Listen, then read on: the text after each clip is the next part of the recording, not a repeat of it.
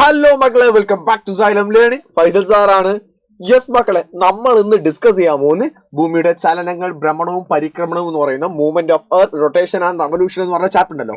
ഈ ചാപ്റ്ററിന് ഏറ്റവും ഇമ്പോർട്ടന്റ് ആയിട്ട് NMMS ക്വസ്റ്റ്യൻ ചോദിക്കുന്ന ക്വസ്റ്റ്യനുകൾ ഏതെല്ലാം ആയിരിക്കും, അതിന്റെ ആൻസേഴ്സുകൾ എങ്ങനെ നമുക്ക് ഫൈൻഡ് ഔട്ട് ചെയ്യാം, അതുപോലെ നമുക്ക് ഇതിന് ശേഷമുള്ള ഓരോ ചാപ്റ്റേഴ്സുകളും നമ്മൾ ഏത് പാറ്റേണിലാണ് പഠിക്കേണ്ടത്, എങ്ങനെയാണ് NMMS നമ്മൾ ഫോക്കസ് ചെയ്യേണ്ടത്. ഇതൊരിക്കലും നമ്മുടെ ക്രിസ്മസ് എക്സാമിനേഷനിലേക്കുള്ള ഫോക്കസ് ചെയ്യുന്ന ഒരു വീഡിയോ അല്ല, അത് ഞാൻ കംപ്ലീറ്റ് ആയിട്ട് പറയാണ്. കാരണം ഇത് നമ്മൾ MCQ പാറ്റേൺ ആണ് നമ്മൾ ഇവിടെ ഫോളോ ചെയ്യുന്നത്.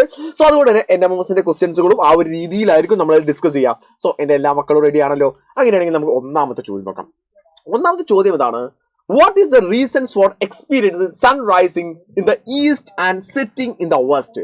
സൂര്യൻ കിഴക്കുതിച്ച് പടിഞ്ഞാറ് അസ്തമിക്കുന്നതിനുള്ള കാരണം എന്താണ്? മക്കളെ, നമ്മൾ ആദ്യം അതിനു വേണ്ടി മനസ്സിലാക്കി വെക്കേണ്ട കാര്യം എന്ന് പറയുന്നത്, നമ്മുടെ ഭൂമി എന്ന് പറയുന്ന ആക്ച്വലി എന്ത് ചെയ്യുന്നുണ്ട്?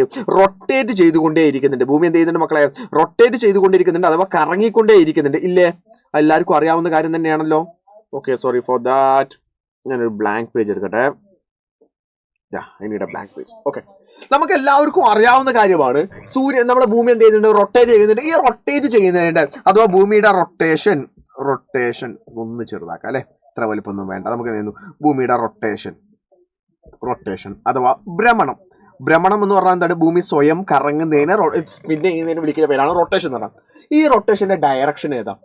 റൊട്ടേഷന്റെ ഡയറക്ഷൻ പലപ്പോഴും മക്കൾക്ക് എല്ലാവർക്കും തെറ്റിപ്പോകുന്ന കാര്യമാണ്. പക്ഷെ അത് പഠിക്കാനുള്ള ഏറ്റവും നല്ല എളുപ്പപ്പണി എന്ന് പറയുന്നത് ഏതാണെന്നറിയോ മക്കളെ? നമ്മൾ ഇവിടെ ആദ്യം എഴുതുക വെസ്റ്റ് അല്ലേ, അത് കഴിഞ്ഞിട്ട് ഇപ്പുറത്തെ സൈഡിലല്ലേ ഈസ്റ്റ് വരുന്നത്. സോ അതുകൊണ്ട് ഡയറക്ഷൻ നമ്മൾ പഠിച്ചു വെക്കാൻ ഇവിടെ നമ്മൾ പഠിച്ചു വെച്ചാൽ മതി. വെസ്റ്റിൽ നിന്ന് ഈസ്റ്റിലേക്കാണ് ഭൂമിയുടെ റൊട്ടേഷൻ ഉള്ളത്. അഥവാ മലയാളത്തിലാണെങ്കിൽ നമ്മൾ നോക്കുകയാണെങ്കിൽ പടിഞ്ഞാറ് നിന്ന് കിഴക്കോട്ടാണ് ഭൂമി എന്ത് ചെയ്യുന്നത്? കറങ്ങുന്നത്.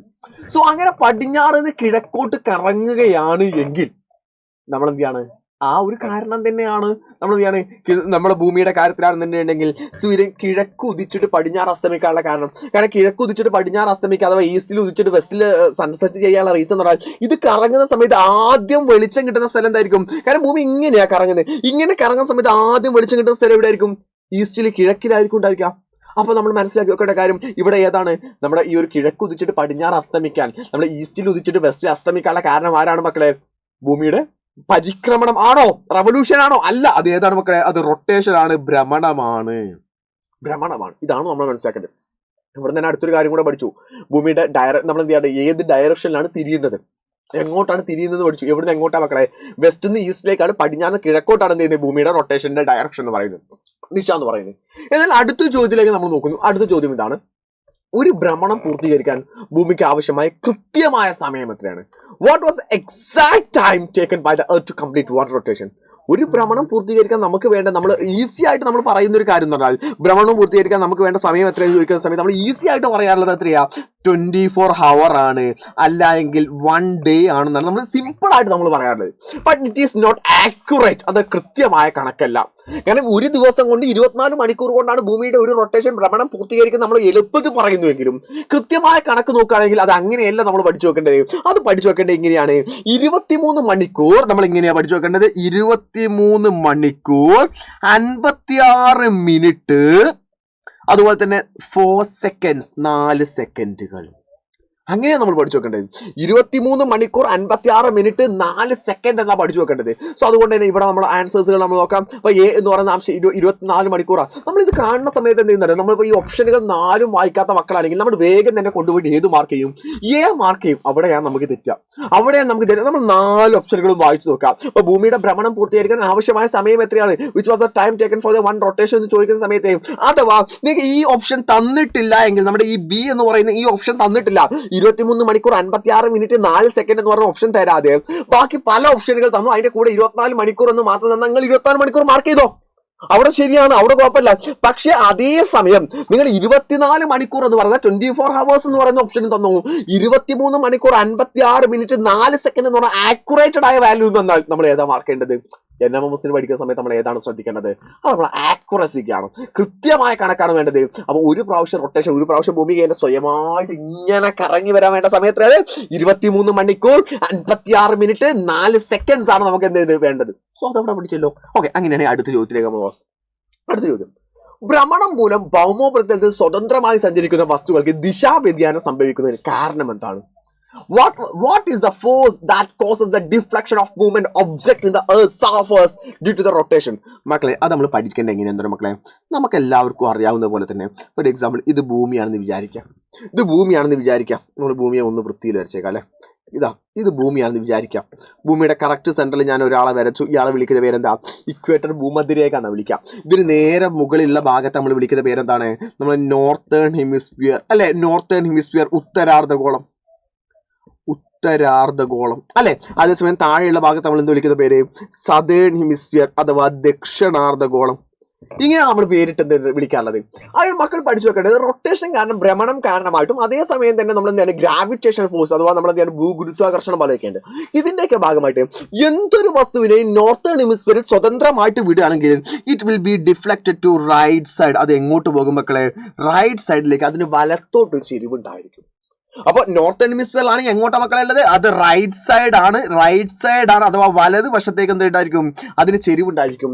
അതേസമയം എന്തെങ്കിലും ഒരു വസ്തുവിനെ സ്വതന്ത്രമായിട്ട് ദക്ഷിണാർദ്ധഗോളത്തിൽ വിടുകയാണെങ്കിൽ അത് എങ്ങോട്ടാ ശരിയാന്നറിയോ? അത് നേരെ ഇങ്ങനെ പോയിട്ട് അത് നേരെ ഇടത് വശത്തേക്ക് ലെഫ്റ്റ് കണ്ടാവുക. അത് നേരെ ലെഫ്റ്റ് അഥവാ ഇടതുവശത്തേക്കായിരിക്കും. ഓക്കെ. അപ്പൊ സിമ്പിൾ ആയിട്ട് നമ്മൾ നോക്കുകയാണെങ്കിൽ ഉത്തരാർദ്ധഗോളത്തിൽ നോർത്ത് ഹെമിസ്ഫിയർ റൈറ്റ് സൈഡ് വലതുവശത്തേക്കും ദക്ഷിണാർദ്ധഗോളത്തിൽ സദേൺ ഹെമിസ്ഫിയർ എങ്ങോട്ടാ? ലെഫ്റ്റ് സൈഡ് ഇടതുവശത്തേക്കുമാണുള്ളത്. ഇതിന് നമ്മൾ വിളിക്കുന്ന പേരാണ് കൊറിയോലിസ് ഫോഴ്സ് അഥവാ കൊറിയോലിസ് പ്രഭാവം എന്ന് വിളിക്കും. എന്താ വിളിക്കാം? കൊറിയോലിസ് ഫോഴ്സ്, കൊറിയോലിസ് പ്രഭാവം. അതേസമയം മറ്റൊരു പേരും കൂടെ ഉണ്ട്. അതും കൂടെ ഇതിന്റെ കൂടെ തന്നെ മക്കൾ പഠിച്ചു വെക്കണം. ഇത് നമ്മൾ വിളിക്കുന്ന മറ്റൊരു പേരാണ് മക്കളെ ഫെറൽസ് ലോ. എന്താ വിളിക്കുക? ഫെറൽസ് ലോ അഥവാ ഫെറൽ നിയമം എന്നും ഇതിനെ വിളിക്കാറുണ്ട്. നമ്മൾ രണ്ട് പേരുകൾ കൊടുക്കുകയാണ്. ഏതൊക്കെയാണ്? ഒന്ന് കൊറിയോലിസ് ഫോഴ്സ് എന്ന് പറയുന്ന കൊറിയോലിസ് പ്രഭാവം എന്ന് പറഞ്ഞ പേരുണ്ട്. അതുപോലെ അതിനെ വിളിക്കുന്ന മറ്റൊരു പേരുമാണെന്ത്? ഫെറൽസ് ലോ, ഫെറൽ നിയമം എന്നും വിളിക്കാറുണ്ട്. അതെന്തുകൊണ്ടാണ് ഫെറൽ നിയമം എന്ന് വിളിക്കാനുള്ള കാരണം എന്ന് പറയുമോ? ഈ കൊറിയോലിസ് ഫോഴ്സ് ഉണ്ടല്ലോ, ഇത് കണ്ടെത്തിയ ആളുടെ പേരാണ് അഡ്മിറൽ ഫെറൽ. ആരാണ്? അഡ്മിറൽ ഫെറൽ. ഈ അഡ്മിറൽ ഫെറൽ ഇത് കണ്ടെത്തിയത് കൊണ്ടാണ് ഇതിനെന്ത് വിളിക്കുന്നത്? ഫെറൽസ് ലോ, ഫെറൽ നിയമം എന്ന് കൂടെ വിളിക്കുന്നത്. സോ അപ്പൊ ഇനി നമ്മൾ ഓപ്ഷനിലേക്ക് നോക്കാം. ഇതിൽ നമ്മൾ ഉത്തരങ്ങൾ നോക്കുന്ന സമയത്ത് ഇവിടെ ഫെറൽസ് ലോ അല്ല, നമ്മൾ ഫെറൽ നിയമം എന്തെയില്ല കൊടുത്തിട്ടില്ല. ഇവിടെ പകരം ഏതാണ് സി കൊടുത്തിട്ടുള്ളത്? ഇതാ കൊറിയോലിസ് ബലം, കൊറിയോലിസ് ഫോഴ്സ് ആണ് നമ്മൾ എന്ത് റൈറ്റ് ആൻസർ എന്ന് പറയുന്നത്. സോ അങ്ങനെയാണെങ്കിൽ നമ്മൾ അടുത്ത ചോദ്യത്തിലേക്ക് നമ്മൾ നോക്കാം. ക്വസ്റ്റ്യനും ആൻസറും മാത്രം നമുക്ക് ഒതുങ്ങി. What is the total number of days in the leap year? ഒരു അതിവർഷത്തിൽ എത്ര ദിവസങ്ങൾ ഉണ്ടായിരിക്കും? സാധാരണ ഒരു വർഷത്തിൽ ഉണ്ടാവും 365 ദിവസം. ശരിക്കും ഒരു റവല്യൂഷൻ, ഒരു പരിക്രമണം കംപ്ലീറ്റ് ചെയ്യുന്ന വെച്ചാൽ സൂര്യന് ഭൂമി മൊത്തമായിട്ട് ചുറ്റാൻ, നടുവിൽ സൂര്യനുണ്ട്, ഇതിനെ ഭൂമി മൊത്തമായിട്ട് ചുറ്റാൻ നമുക്ക് വേണ്ടത് 365 ദിവസമാണ്. 365 ആൻഡ് ക്വാർട്ടർ ഡേയ്സ് ആണ്. അതേസമയം നമുക്ക് ആ ക്വാർട്ടർ ഡേയ്സ് എന്ന് പറഞ്ഞാൽ 6 മണിക്കൂറിന്റെ ഒരു ദിവസം നമുക്കില്ല. അത് ഒരിക്കലും നമുക്ക് ലഭിക്കുന്നതല്ല. അതിന് പകരം നമ്മൾ എന്ത് ചെയ്യുന്നു? 4 വർഷം കൂടുമ്പോൾ അതിവർഷമാണ് അതിനെ ക്രിയേറ്റ് ചെയ്യാറുള്ളത്. അഥവാ നമ്മൾ മനസ്സിലാക്കി വെക്കേണ്ട കാര്യം ഇങ്ങനെയാണ്. ലീപ് ഇയറിൽ അഥവാ അതിവർഷത്തിൽ ലീപ് ഇയർ അതിവർഷത്തിൽ മാത്രം നമുക്ക് എന്തെങ്കിലും ഉണ്ടായിരിക്കും? സാധാരണ ഉണ്ടാവാറില്ല 365 ദിവസമാണെങ്കിൽ ലീപ് ഇയറിൽ എക്സ്ട്രാ ഒരു ദിവസം കൂടെ ഉണ്ടായിക്കൊണ്ട് അങ്ങനെ 366 ദിവസങ്ങൾ ഉണ്ടായിരിക്കും ലീപ് ഇയർ. 366 ദിവസങ്ങൾ ഉണ്ടായിരിക്കും ലീപ് ഇയറിൽ. കൂടാതെ തന്നെ മക്കൾ പഠിച്ചു വെക്കാം, എത്ര വർഷം കൂടുമ്പോഴാണ് ലീപ് ഇയർ ഉണ്ടാവുക? എവറി 4 ഇയർ, എല്ലാ 4 വർഷം കൂടുമ്പോഴുമാണ് ലീപ് ഇയർ ഉണ്ടാവാറുള്ളത്. ഏറ്റവും അവസാനത്തെ ലാസ്റ്റ് ലീപ് ഇയർ, ഏറ്റവും അവസാനമായിട്ടുണ്ടായ ലീപ് ഇയർ എന്ന് പറയുന്നത് 2024 ഉണ്ടായത്. ഇനി അടുത്തത് ഉണ്ടാവാൻ പോകുന്നത് നെക്സ്റ്റ് എന്താണെന്നറിയോ? അടുത്തതായിട്ട് ഉണ്ടാവുന്ന ലീപ് ഇയർ എന്ന് പറയുന്നത് അത് 2028 വരാൻ പോകുന്നത്. എല്ലാ 4 വർഷം കൂടുമ്പോഴുമാണ് എന്ത് ചെയ്യാറുള്ളത്? Leap year ഉണ്ടാവാറുള്ളത്. ലീപ് ഒരു പ്രത്യേകത കൂടെ മക്കൾ പഠിച്ചു വെക്കണം. ലീപ് ഇയറിൽ മാത്രമാണ് ഫെബ്രുവരി 29 ഉണ്ടാവാറുള്ളത്. ഓർത്ത് നോക്കിക്കേ, എല്ലാ കൊല്ലം ഫെബ്രുവരി 29 ഉണ്ടാവും. ഫെബ്രുവരി 29 ജനിച്ച മക്കളുടെ ഒന്ന് താഴെ കമന്റ് ചെയ്യട്ടോ. നിങ്ങളൊക്കെ ലീപ് ഇയർ സ്റ്റുഡൻസാ, ലീപ് ഇയർ ജനിച്ച മക്കളാ. സോ ഫെബ്രുവരി 29 എന്ന് പറയുന്ന ഡേറ്റിലാണ് എന്ത് ചെയ്യാറുള്ളത്? എല്ലാ വർഷവും ഫെബ്രുവരി 28 ഉണ്ടാവാറുള്ളത്. 4 കൊല്ലം കൂടുമ്പോൾ മാത്രമാണ് ഫെബ്രുവരി 29 ഉണ്ടാവാറുള്ളത്. ഇപ്പൊ 2025 എന്ന് പറയുന്ന ലീപ് ഇയർ ആണോ? അല്ല, അതല്ല. ഫെബ്രുവരി 29 ഇല്ല. അത് തന്നെയാണ് അതിന്റെ മാറ്റം എന്ന് പറയുന്നത്. സോ ലീപ് ഇയറിൽ എത്ര ദിവസം ഉണ്ട്? 366 ഡേയ്സ് ഉണ്ട്. സോ ഇവിടെ നമ്മുടെ ക്വസ്റ്റ്യനിലേക്ക് നോക്കാം. Which was A total number of leap year? അത് വർഷത്തെ എത്ര ദിവസം ഉണ്ട്? 366 ദിവസം. സോ റൈറ്റ് ആൻസർ ഡി ആണ്. അതാണ് നമ്മൾ ഓരോന്നിനെയും ഡീറ്റെയിൽ ചെയ്തിട്ട് നമ്മൾ പഠിച്ചേക്കാന്ന് പറയുന്നത്. എന്നാൽ അടുത്തൊരു ചോദ്യം നോക്കാം. അടുത്ത ചോദ്യം ഇതാണ്. Which motion of the earth causes the occurrence of different seasons ഭൂമിയിൽ വ്യത്യസ്ത ഋതുക്കൾ ഉണ്ടാവാൻ കാരണമായ ചലനം. മക്കളെ, ഭൂമിയിൽ ഋതുക്കൾ അഥവാ 3-4 കാലങ്ങളുണ്ടല്ലോ. അപ്പോൾ നമ്മൾ എന്ത് ചെയ്യുന്നത്? സമ്മർ സീസൺ, വിന്റർ സീസൺ, ഓട്ടം സീസൺ, സ്പ്രിംഗ് സീസൺ എന്ന് പറയുന്ന ഗ്രീഷ്മകാലം, വസന്തകാലം, ശൈത്യകാലം എന്ന് പറയുന്നത് 4 കാലങ്ങൾ, 4 ഋതുക്കൾ ഉണ്ടാവുന്ന റൊട്ടേഷൻ കാരണമല്ല, അത് റവല്യൂഷൻ കാരണം. അതെന്തായാലും ചെയ്തു തരും. ഒരു കൊല്ലം കൊണ്ടല്ലേ ഈ 4 സീസൺ ഉണ്ടാവാറുള്ളത്. പോയിന്റ്. ഒരു കൊല്ലം എന്ന് പറഞ്ഞാൽ എന്താണ്? ഒരു റവല്യൂഷൻ കംപ്ലീറ്റ് ചെയ്യാൻ, ഒരു പരിക്രമണം കംപ്ലീറ്റ് ചെയ്യാൻ വേണ്ട സമയമാണ് ഒരു റവല്യൂഷൻ എന്ന് പറഞ്ഞാൽ. സോ അതുകൊണ്ട് തന്നെ റൈറ്റ് ആൻസർ എന്ന് പറഞ്ഞാൽ ഇതാണ് മക്കളെ. അത് നമ്മുടെ സീസണുകൾ ഉണ്ടാവാനുള്ള കാരണം ഭൂമിയുടെ പരിക്രമണം. അതേസമയം ഡേ ആൻഡ് നൈറ്റ്, രാത്രിയും പകലും ഉണ്ടാവാനുള്ള കാരണം ആരാണ്? അത് ഭ്രമണമാണ്, റൊട്ടേഷൻ ആണ് കേട്ടോ. എന്നാൽ അടുത്ത ചോദ്യത്തിലേക്ക് നമ്മൾ നോക്കുന്നു.